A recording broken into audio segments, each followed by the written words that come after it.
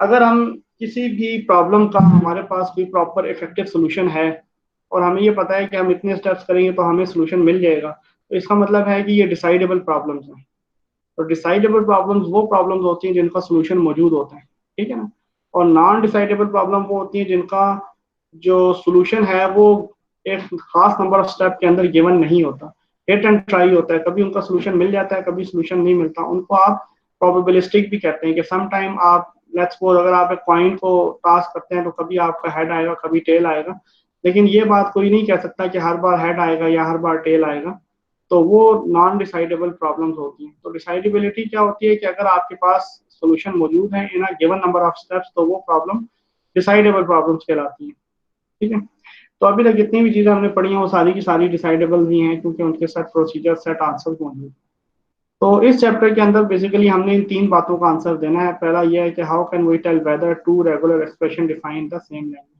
हमें ये कैसे पता लगता है कि टू डिफरेंट जो रेगुलर एक्सप्रेशन है वो सेम लैंग्वेज को डिफाइन कर रहे हैं, ठीक है जी। तो मैंने आपको बताया था कि हम ये बड़ी आसानी से कर सकते हैं और हमने ये किया भी है कि जब हमने चैप्टर नंबर 9 के अंदर टू डिफरेंट एफेज को लिया, टू डिफरेंट रेगुलर एक्सप्रेशन को लिया, उनसे हमने टू डिफरेंट एफेज बनाए और उनका फिर FA1 प्लस FA2 किया और फिर FA1 इंटरसेक्शन FA2 निकाला। अगर दोनों के अंदर कोई चीज इंटरसेक्ट होती है तो इसका मतलब ये है कि दोनों जो रेगुलर एक्सप्रेशन है और दोनों जो एफेज हैं उनमें कोई चीज कॉमन है, ठीक है ना। तो फिर हम इस तरह से बता सकते हैं कि how how can we tell whether two regular expression define the same language. तो अगर वो दोनों ए डबल ए को डिफाइन करते हैं या डबल बी को डिफाइन करते हैं या ए को या बी को या कोई भी वर्ड उन दोनों में कॉमन आता है, तो हम ये कह सकते हैं कि उस वर्ड की वजह से या वो वर्ड ऐसा वर्ड है जो दोनों लैंग्वेज के अंदर कॉमन है, तो हम कह सकते हैं कि दोनों जो रेगुलर एक्सप्रेशन है वो सेम लैंग्वेज को डिफाइन करते हैं। तो ये पहले वाले पॉइंट की समझ आई है आपको जो मैंने अभी आपको बताया? सर इसको थोड़ा सा रिपीट कर दें। मैंने ये पहला पॉइंट इसका ये है कि how can we tell whether two regular expression define the same language. तो अगर दो लैंग्वेजेस, वो ये कह रहा है कि आप ये बताएं कि क्या ये दो रेगुलर एक्सप्रेशन है वो सेम लैंग्वेज को डिफाइन करते हैं। अगर आप किसी भी क्वेश्चन नंबर चैप्टर नंबर 9 वाले क्वेश्चन को लें तो वो उसमें भी यही है ना कि वो हमें दो रेगुलर एक्सप्रेशन देता है और कहता है कि क्या इनके अंदर कोई चीज इंटरसेक्ट होती है, मीन कोई चीज कॉमन है इनमें। अगर कोई चीज कॉमन होती है तो हमारी माइनस से प्लस तक का पाथ बन जाता है और हम कहते हैं कि हाँ इसके अंदर ये चीज कॉमन है, ठीक है। तो हम चैप्टर नंबर 9 इंटरसेक्शन वाले मेथड से ये बता सकते हैं कि कोई से दो रेगुलर एक्सप्रेशन इक्वल हैं या नहीं है। तो अगर उन दोनों में कोई चीज कॉमन होगी तो वो इक्वल होंगे, अगर कॉमन नहीं होगी तो वो इक्वल नहीं होंगे, ठीक है। Yes sir. इसी तरह से सेकंड पॉइंट इसका ये है कि how can we tell whether two FAs accept the same language. तो हमें ये कैसे पता लगता है कि जो टू एफएज हैं वो सेम लैंग्वेज को एक्सेप्ट कर रहे हैं, ठीक है। Two FAs accept the same language, इसका भी जवाब यही है कि दोनों के अंदर अगर कोई चीज कॉमन होगी तो फिर इससे हमें पता लगेगा कि दोनों जो है वो सेम लैंग्वेज को एक्सेप्ट कर रहे हैं। पसंद एक है, एक ए है उसको आप दो डिफरेंट एफ से, या डबल ए है उसको आप जो है सेम एफ से बना सकते हैं। तो इस तरह से आपको पता लग जाएगा कि दोनों की लैंग्वेज सेम है या नहीं है। इसी बात यह है कि how can we tell whether the language defined by an F has finite many और infinite many words in it. हमें ये कैसे पता लगता है कि कोई एफ जो है फाइनाइट लैंग्वेज को एक्सेप्ट करता है और कौन सा एफ इनफाइनाइट। तो सिंपल सी बात है कि अगर किसी एफ के अंदर लूप आ जाए तो वो इनफाइनाइट लैंग्वेज को एक्सेप्ट करता है, और अगर किसी एफ के अंदर लूप ना हो तो इसका मतलब है कि वो फाइनाइट लैंग्वेज को एक्सेप्ट करता है। तो ये बाद में आप इसकी एग्जांपल देखेंगे तो आपको समझ भी आ जाएगी कि फाइनाइट और इनफाइनाइट लैंग्वेज के अंदर क्या फर्क होता है। ये बात, ये तीनों पॉइंट समझ आ गए सबको? इसमें कोई सवाल तो नहीं है किसी का?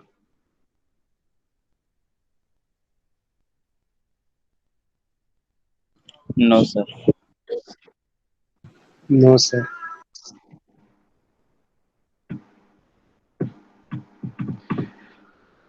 डेफिनेशन मैंने अभी आपको ऊपर बताई है कि an effective solution to a problem, अगर हमारे पास किसी सोल्यूशन का प्रॉब्लम मौजूद हो दैट हैज यस और no answer is called a decision process.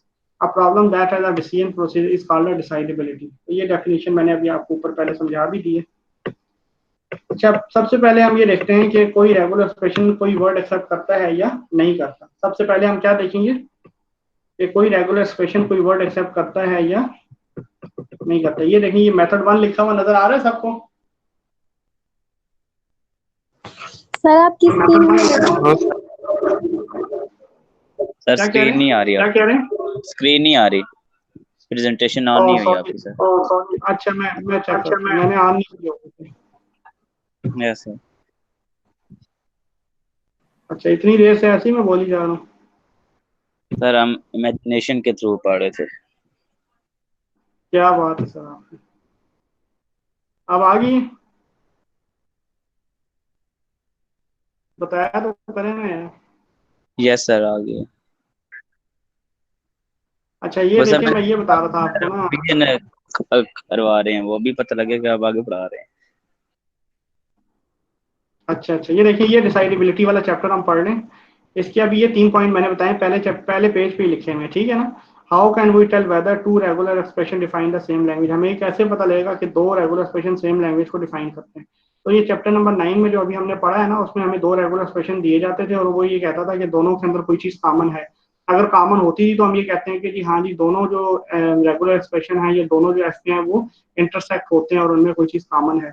और अगर कोई चीज कॉमन नहीं होती तो उसकी माइनस उसकी प्लस स्टेट नहीं बनती, और हम ये कह देते हैं कि जी इसमें कोई चीज कॉमन नहीं है और ये दोनों रेगुलर एक्सप्रेशन या दोनों एफ जो है वो इक्वलेंट नहीं है। सेकंड बात यह है कि how can we tell whether two F accept the same language, अगर उनका सेम एफ बनेगा तो इसका मतलब है कि सेम लैंग्वेज को एक्सेप्ट कर रहे हैं। और तीसरी बात यह है कि हमें कैसे पता लगता है कि जो एफ है वो फाइनाइट मैनी लैंग्वेज को एक्सेप्ट करता है या फाइनाइट मैनी वर्ड्स को एक्सेप्ट करता है या इनफाइनाइट वर्ड्स को एक्सेप्ट करता है। तो अगर एफ के अंदर लूप हो तो वो इनफाइनाइट वर्ड को एक्सेप्ट करता है, और अगर एफ के अंदर लूप ना हो तो वो फिर फाइनाइट वर्ड को एक्सेप्ट करता है। और इफेक्टिव सोल्यूशन मैंने आपको इफेक्टिवली सॉल्वेबल, ये मैथमेटिकल, ये जो पैराग्राफ की पहली लाइन लिखी हुई है, in mathematical logic we say that a problem is effectively solvable if there is an algorithm that provide the answer in a finite number of state। कि अगर किसी मैथमेटिक्स के अंदर अगर हमें पता हो कि ये प्रॉब्लम है और इसका सोल्यूशन इतने स्टेप में हमें मिल जाएगा, तो वो हम कहते हैं कि ये जो प्रॉब्लम है ये इफेक्टिवली सॉल्वेबल है, ये आराम से सॉल्व हो जाएगी और इसका एक प्रॉपर प्रोसीजर है, ठीक है। इसी की बेस पे उन्होंने ये डेफिनेशन बना दी कि an effective solution to a problem that has a yes और नो आंसर, अगर कोई प्रॉब्लम है और उसका सोल्यूशन है यस सोल्यूशन है, और वो सोल्यूशन जो है वो उसके प्रॉपर नंबर ऑफ स्टेप्स हैं, देखिए जिस तरह से अभी हमने ऊपर पढ़ा भी है, तो फिर हम उसको क्या कहेंगे कि ये एक डिसीजन प्रोसीजर है जिसके थ्रू हमें उसका सोल्यूशन मिल जाता है और इतने नंबर ऑफ स्टेप्स में मिल जाता है। तो ऐसी प्रॉब्लम जिनका सोल्यूशन मौजूद हो और सोल्यूशन एक स्पेसिफिक नंबर ऑफ स्टेप्स में आपको मिल जाए, वो सारी की सारी प्रॉब्लम जो है वो डिसाइडेबल प्रॉब्लम कहलाती है, कि उन प्रॉब्लम्स का आपका सोल्यूशन है और आप एक खास नंबर ऑफ स्टेप्स में उनको जो है वो सॉल्व कर सकते हैं। तो ये बेसिक सी बातें थी, ये अब समझ आ गई, दोबारा से मैंने थोड़ा ओवरव्यू दे दिया। Yes sir.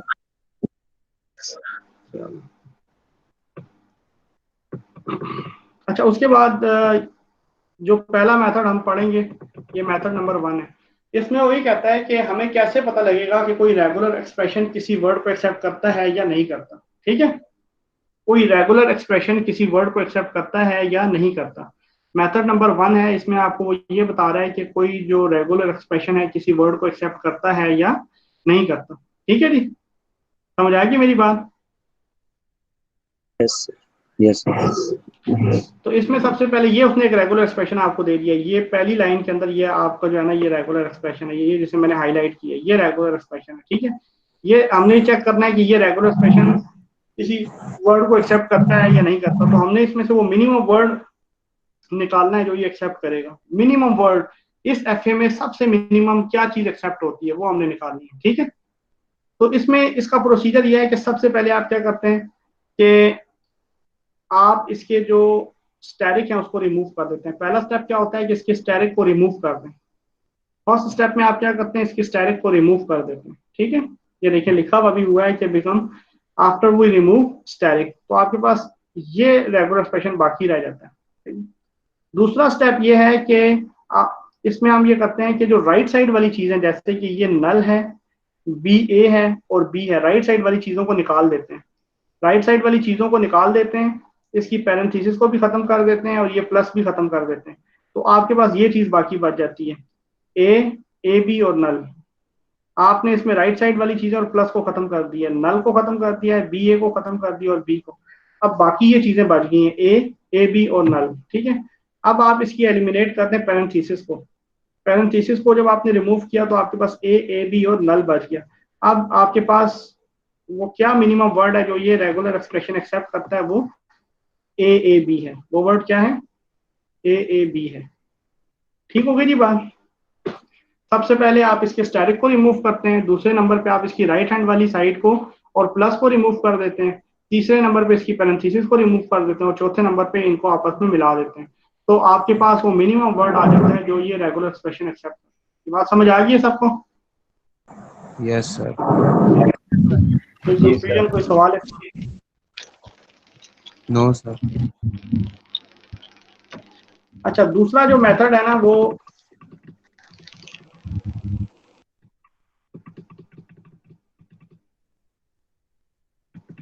उसे आप कहते हैं ब्लू पेंट मेथड। क्या कहते हैं? दूसरे मेथड को क्या कहते हैं? Blue paint method.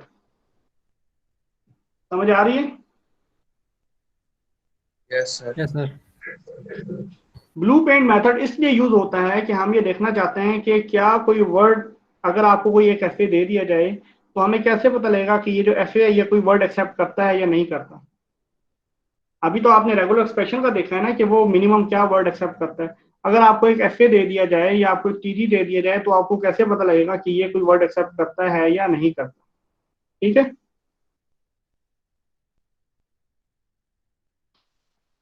तो इसमें सबसे पहले आप क्या करते हैं स्टेप 1 में कि paint the start state blue. आप स्टार्ट स्टेट को ब्लू कर देते हैं, यानी कि इसको कलर कर देते हैं, ब्लू कलर कर देते हैं स्टार्ट स्टेट को। अब दूसरा पॉइंट ये है कि इस स्टार्ट स्टेट से जो जो एज निकल रहे हैं, अब आप देखें ए निकल के जा रहा है तीसरी वाली स्टेट पे और बी निकल के जा रहा है दूसरी वाली स्टेट पे। तो आप क्या करते हैं कि ये एज निकलने के बाद जिस जिस स्टेट को टच कर रहे होते हैं उन उन स्टेट को भी आप ब्लू कर देते हैं। ठीक। From every blue state follow each edge that lead out of it and paint the destination state blue, then delete this edge from the machine। अब जब आप इन दोनों को ब्लू कर देंगे तो ये दोनों एज इसमें से रिमूव कर देंगे, ये दोनों एज इसमें से रिमूव कर देंगे। ठीक है। और ये जो स्टेप 2 है ये रिपीट करते चले जाएंगे जब तक कि आपकी प्लस स्टेट ब्लू ना हो जाए। अगर प्लस स्टेट ब्लू हो जाएगी तो आप कहेंगे कि ये किसी वर्ड को एक्सेप्ट करता है, और अगर प्लस स्टेट ब्लू नहीं होगी तो ये किसी वर्ड को एक्सेप्ट नहीं करता। अब आप देखिए स्टेट 1 से जब हमने ए बी को निकाला तो 2 नंबर स्टेट भी ब्लू हो गई और 3 नंबर स्टेट भी ब्लू हो गई। अब 3 नंबर स्टेट से जो बी निकल रहा है उसने 4 नंबर स्टेट को ब्लू कर दिया, और 4 नंबर स्टेट से जो बी निकल रहा है उसने 3 को ही ब्लू किया, इस ए ने भी 3 को ही ब्लू किया, और ये जो ए का लूप है इसने भी 4 को ब्लू किया। अब आप देखें 4 से आगे कोई एज नहीं जा रहा, 5 पे कोई एज नहीं जा रहा, बल्कि 5 से एक एज वापस आ रहा है। तो वापस आएगा तो ये तो ब्लू नहीं कर सकता, इसका मतलब है कि यहाँ पे ब्लू वाला काम खत्म हो जाएगा और ये प्लस को ब्लू नहीं करेगा। अगर ये प्लस को ब्लू नहीं करेगा तो इसका मतलब ये है कि ये एफए ऐसा एफए है जो किसी वर्ड को एक्सेप्ट नहीं करता, क्योंकि इसकी प्लस स्टेट ब्लू नहीं हुई। समझ आ गई ये बात? यस मुश्किल तो नहीं है? सर आसान है, बस 1 मिनट सर, अगर 5 मिनट दें ये लिख लें अगर साथ साथ। ये देखिए नीचे बना हुआ है ना, मैं दिखा रहा हूँ आपको। ये देखिए आपने पहली वाली स्टेट जब की तो उससे 2 स्टेट निकल रही थी, यहाँ पे एज आ रहा था एक यहाँ पे एज आ रहा था, वो दोनों एज आपने इन दोनों को ब्लू करके ऊपर वाले दोनों एज आपने खत्म कर दिए। फिर देखिए यहाँ से 2 ए बी के साथ आप तीसरी स्टेट पे आ रहे थे, वो भी ब्लू हो गई, तो अब आपने ये वाला एज भी खत्म कर दिया। अब आप देखें ये इसी के ऊपर लूप है तो ये लूप भी खत्म हो जाएगा। अब आप देखें कि इस स्टेट से, ये देखें इस स्टेट से बी के साथ आप 4 स्टेट पे जा रहे हैं, देखें 4 भी ब्लू हो गई, 4 भी ब्लू हो गई। अब 4 से वापस आ रही है, ऑलरेडी ब्लू है, और ये ए बी सी के ऊपर है, ये भी ऑलरेडी ब्लू है। तो अब क्या हो जाएगा, फाइनल आपके पास क्या बनेगी, ये स्टेट बनेगी। अब आप देखें कि इससे आगे कोई एज 5वीं स्टेट पे नहीं जा रहा, 5वीं स्टेट पे नहीं जा रहा, तो इसका मतलब ये है कि इसकी प्लस स्टेट ब्लू नहीं होगी, और इसकी प्लस स्टेट ब्लू ना होने की वजह से ये जो एफ है ये कोई वर्ड एक्सेप्ट नहीं करेगा। प्लस स्टेट ब्लू ना होने की वजह से ये जो एफ है ये कोई वर्ड एक्सेप्ट नहीं करेगा। तो इसको आप कहते हैं ब्लू पेंट मेथड। ठीक है जी, क्या कहते हैं इसको?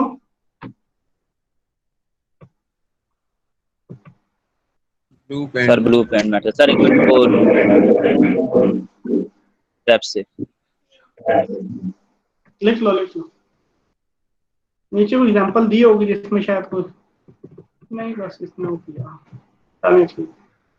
लिख नहीं, ऊपर वाली चीजें लिख लें। बाकियों को भी समझ आ रहा है या सोन मुन बैठे हैं सारे? आ रहा है सर। आ रहा समझ सर। चलो देखते हैं कितने लोग आज बैठे हैं। माशाल्लाह 26 लोग हैं जी आज हमारे साथ।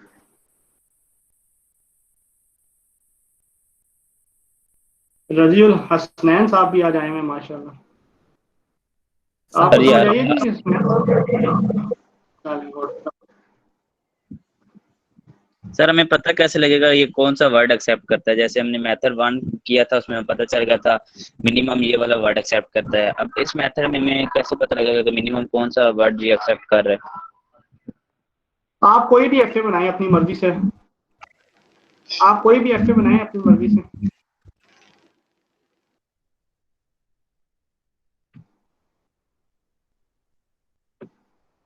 कोई भी एक एफए आप सब बना लें अपनी नोटबुक पे और ये मेथड उसके ऊपर अप्लाई करें।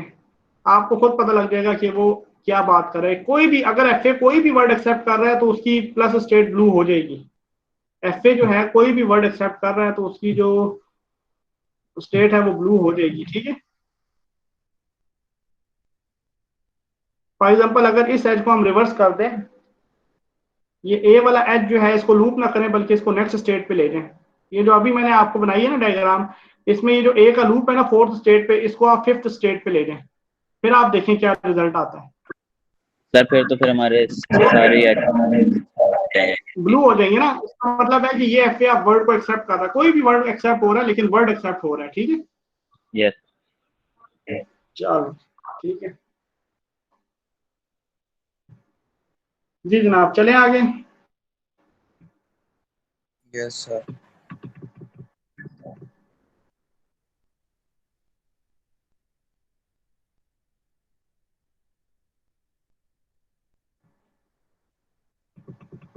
ये थ्योरम नंबर 17 है कि अगर आपके पास let F be an F A, अगर कोई एफ ए है जिसकी एन स्टेट है, जिस अब आपको कहता है कि कोई एफ ए है जिसकी एन नंबर ऑफ स्टेट है, हम कहते हैं लेट्स सपोज उसकी 3 स्टेट हैं जी।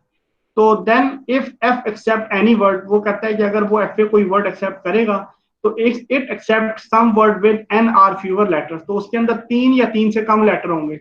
अगर किसी एफ ए के अंदर 3 स्टेट हों और वो कोई वर्ड एक्सेप्ट कर रहा हो तो मैक्सिमम उसके अंदर कितने वर्ड हो सकते हैं? 3 या 3 से कम। जितनी स्टेट होंगी नॉर्मली उससे एक कम होता है या उसके बराबर वर्ड होते हैं। ठीक है। ये बात कर रहा है, सिंपल सी बात है, छोटी सी, इसमें कोई ट्रिक वाली बात नहीं है। ये देखें जिस तरह ये स्टेट 1 2 3 4 स्टेट, तो इसमें जो वर्ड एक्सेप्ट कर रहा है वो 3 होंगे या 4 होंगे, मैक्सिमम इतने ही होंगे। सर ये जो फिर ए बी लूप फिर 3 से ज्यादा नहीं आ जाएंगे हमारे पास? आ जाएंगे लेकिन वो लूप के अलावा आपने देखना है। ठीक है। लूप के अलावा देखना है आपने। Okay sir. ठीक है।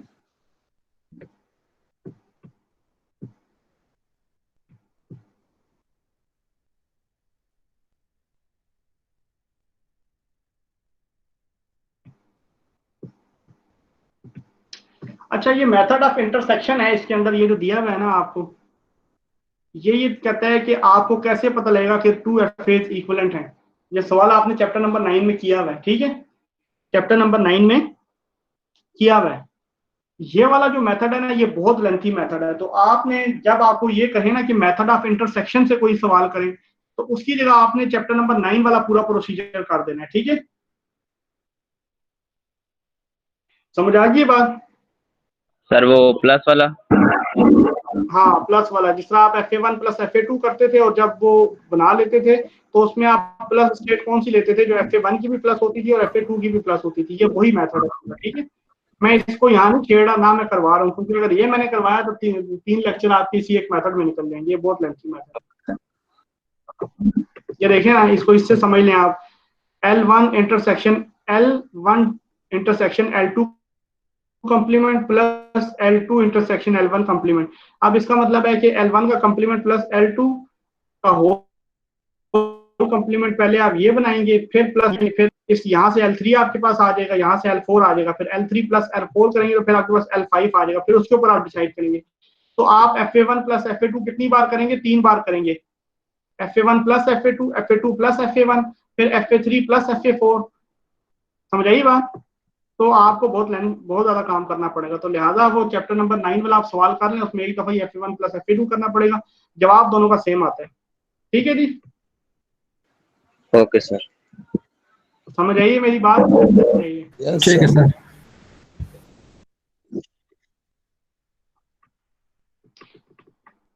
Theorem number 18 है कि there is an effective procedure to decide whether a given FA accept any word, कि कोई FA कोई word accept करता है या नहीं करता। Two FAs are equivalent और two regular expression are equivalent। तो थ्योरम नंबर 18 के अंदर वो तीन बातें करता है कि a given FA accept any, क्या कोई FA कोई word accept करता भी है या नहीं करता, और क्या दो FA इक्वल हो सकते हैं, और क्या टू जो रेगुलर एक्सप्रेशन है वो इक्वल हो सकते हैं। ठीक है जी, ये सारे आप कर चुके हैं सारी चीजें, ठीक है ना? Yes, sir. ये तीनों बातें कर चुके हैं। ये देखें ना, two regular expression are equivalent, two FAs are equivalent, ये तो एक ही बात है ना। वो चैप्टर नंबर 9 वाला आप सवाल करेंगे, इसमें आपको पता लग जाएगा।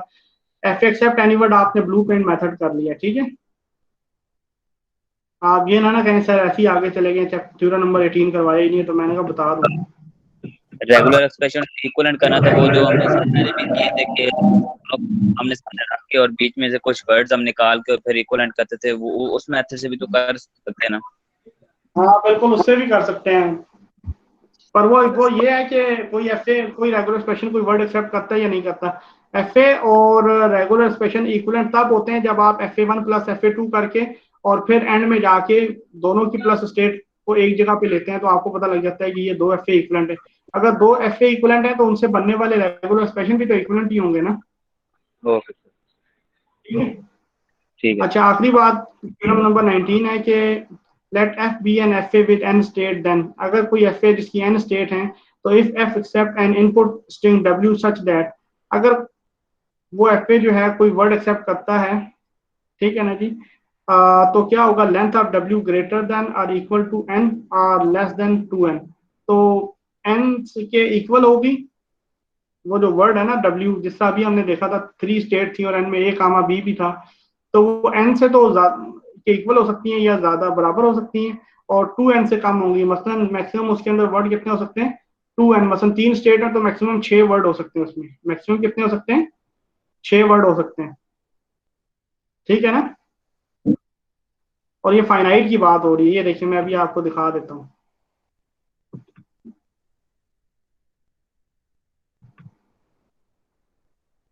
ये देखें, वही कहता है कि अगर आपके पास कोई एफ है जिसके अंदर n नंबर ऑफ स्टेट है, तो इसमें स्टेट्स कितनी है, 4 स्टेट्स हैं, तो इसमें मैक्सिमम कितने वर्ड हो सकते हैं। अब आप देखें, दो यहाँ पे हैं, दो यहाँ पे हैं, दो यहाँ पे हैं, ठीक है ना। तो स्टेट्स हैं टोटल कितनी, 4 है, तो 2n कितना हो जाएगा, 8 हो जाएगा। अब 2 रेस पावर 3 अगर आप ले लें, 2 रेस पावर 3 ले लें तो कितने वर्ड्स बन जाएंगे, 8। 2 रेस पावर 3 ले लेंगे तो कितने वर्ड्स बन जाएंगे, 8। 8 वर्ड बन जाएंगे ना। तो 2n से कम कम है, ये फाइनाइट नंबर की बात कर रहा है, ठीक है। फाइनाइट नंबर ऑफ स्टेट्स की बात कर रहा है, इनफाइनाइट की बात नहीं कर रहा।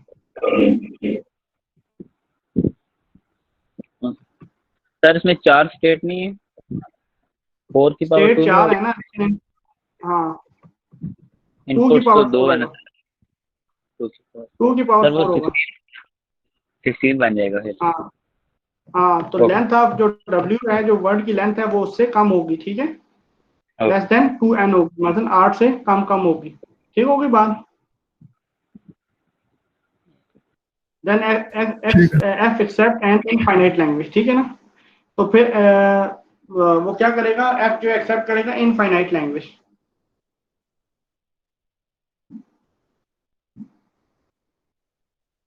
तो सिंपल सी बात है, अगर किसी एफए के अंदर लूप आ जाए तो वो इनफाइनाइट लैंग्वेज को एक्सेप्ट करता है, अगर लूप ना हो तो वो फाइनाइट लैंग्वेज को एक्सेप्ट करता है, ठीक है। अगर लूप हो, आप देखें इसमें लूप है ना, तो ये इनफाइनाइट लैंग्वेज को एक्सेप्ट करेगा। इसी को देखें ना आप, अगर आप इस लूप को ले लेंगे, इस लूप को अगर आप ले लेंगे तो ये किसको एक्सेप्ट करेगा, इनफाइनाइट लैंग्वेज को। और अगर इस लूप को निकाल के देखेंगे तो फिर तो मैक्सिमम 6 ही वर्ड बनेंगे ना, जो कि फाइनाइट होंगे, ठीक है। बोलते नहीं है, यस अगर यस लूप को सर। खत्म कर देंगे तो इनफाइनाइट नंबर ऑफ वर्ड बनेंगे। अगर लूप लगा वो किसी एफए के अंदर तो फिर वो इनफाइनाइट वर्ड को एक्सेप्ट करता है, ठीक है। Yes, sir. Okay Yes, sir. sir.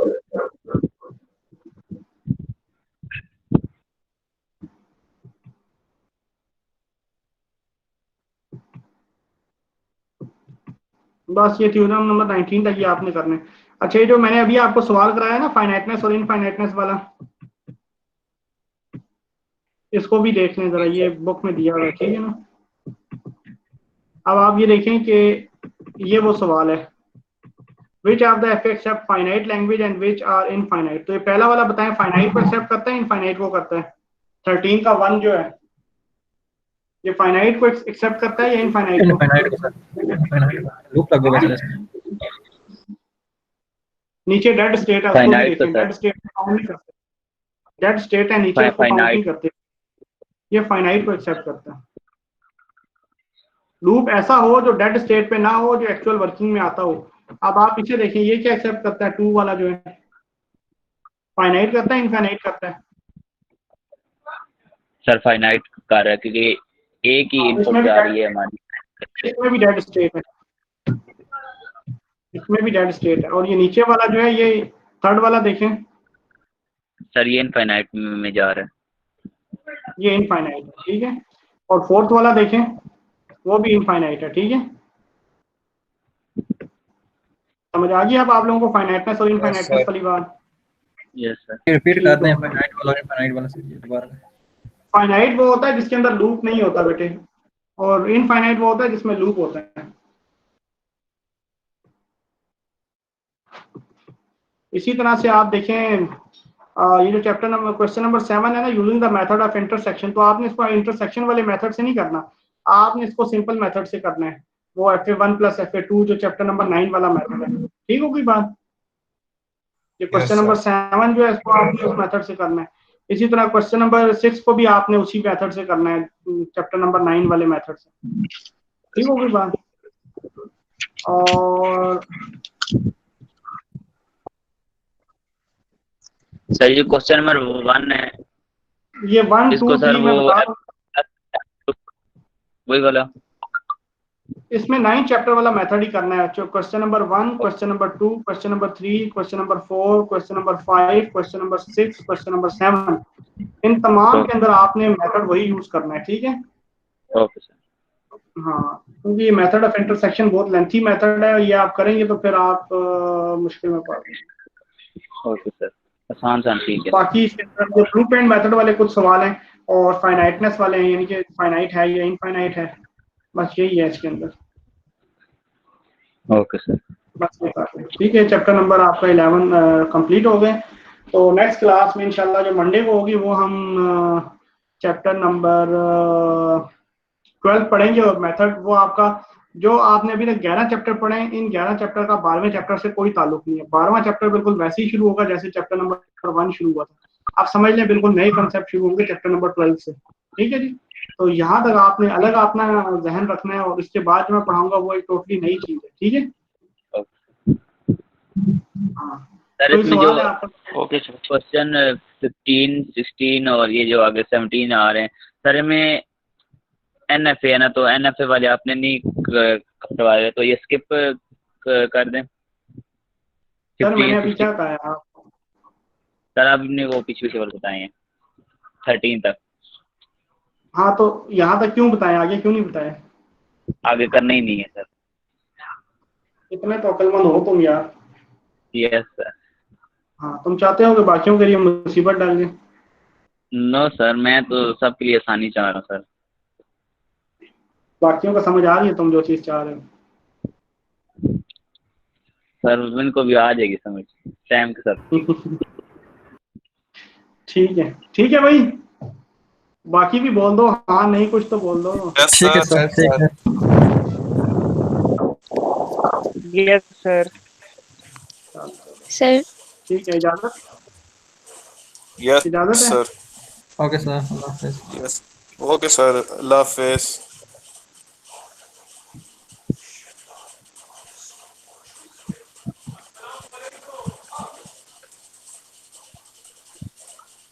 Ali यार वो लैब 9 मुझे भेज दी। पर यार मेरा लैपटॉप खराब था, कल आया हूँ न्यू लैपटॉप, अभी करूँगा तो भेजूँगा, ठीक है। ओके मेरी जान, I am waiting. Okay sir, Allah Hafiz.